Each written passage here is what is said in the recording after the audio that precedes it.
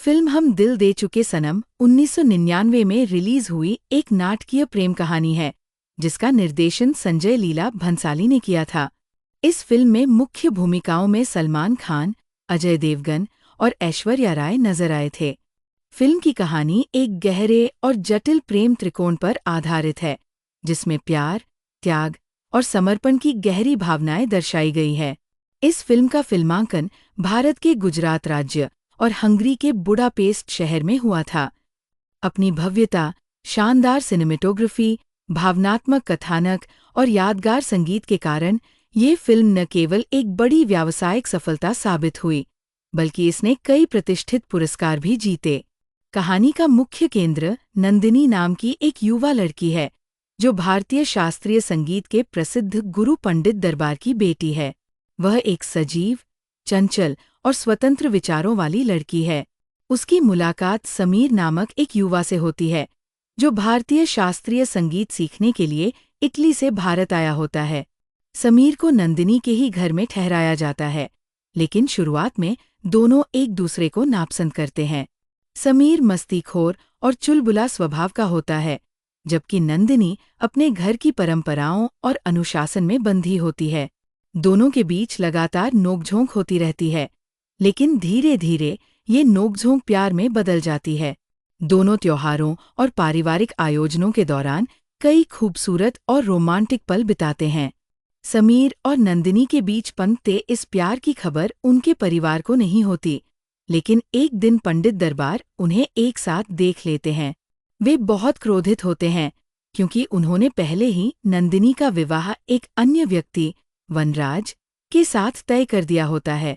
पंडित दरबार समीर को घर से निकाल देते हैं और साथ ही उससे गुरु दक्षिणा के रूप में नंदिनी को भूलने और उससे कभी न मिलने का वचन लेते हैं। समीर ये शर्त मान लेता है और वापस इटली चला जाता है, लेकिन वह नंदिनी को कई पत्र लिखता है।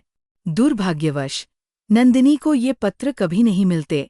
उधर नंदिनी अनिच्छा से वनराज से विवाह कर लेती है। वनराज एक आदर्शवादी, दयालु और परिपक्व व्यक्ति होता है, जो नंदिनी से बहुत प्रेम करता है। लेकिन शादी के बाद भी नंदिनी समीर को भूल नहीं पाती और वनराज से भावनात्मक दूरी बनाए रखती है। एक दिन वनराज को समीर के लिखे हुए पत्र मिल जाते हैं, जिससे उसे नंदिनी और समीर के प्यार का पता चलता है। ये जानने के बाद भी वो नंदिनी से कुछ नहीं कहता और उसके प्रति अपने प्रेम और सम्मान को बनाए रखता है। वनराज नंदिनी की भावनाओं को समझते हुए उसे समीर से मिलाने का फैसला करता है। वह नंदिनी को लेकर इटली चला जाता है और समीर की तलाश में दिन रात एक कर देता है। इस यात्रा के दौरान नंदिनी वनराज के प्रति उसकी निस्वार्थता और समर्पण को देखती है। धीरे धीरे वह वनराज के प्रति आकर्षित होने लगती है और उसके प्रति सम्मान और प्यार महसूस करने लगती है। इटली में बहुत प्रयासों के बाद वे समीर की मां के माध्यम से उसे ढूंढने में सफल हो जाते हैं। समीर एक प्रसिद्ध संगीत कार्यक्रम में प्रस्तुति देने वाला होता है और वनराज उसी रात नंदिनी और समीर की मुलाकात करवाने का फैसला करता है। वह समीर से कहता है कि अब नंदिनी का फैसला उसके अपने हाथ में है और वह उसे मुक्त कर देता है। नंदिनी जब समीर से मिलती है तो उसे एहसास होता है कि उसका असली प्रेम वनराज है। वह समीर से माफी मांगती है और कहती है कि अब वह वनराज को अपना जीवन साथी मान चुकी है। ये सुनकर समीर भी समझ जाता है कि सच्चा प्यार सिर्फ पाने में नहीं, बल्कि किसी की खुशी में त्याग करने में भी होता है। नंदिनी वापस लौटकर वनराज के पास जाती है और उससे कहती है कि वह उसके बिना नहीं रह सकती। ये सुनकर वनराज भावुक हो जाता है और अपनी स्वीकृति जताते हुए नंदिनी के गले में मंगलसूत्र बांधता है।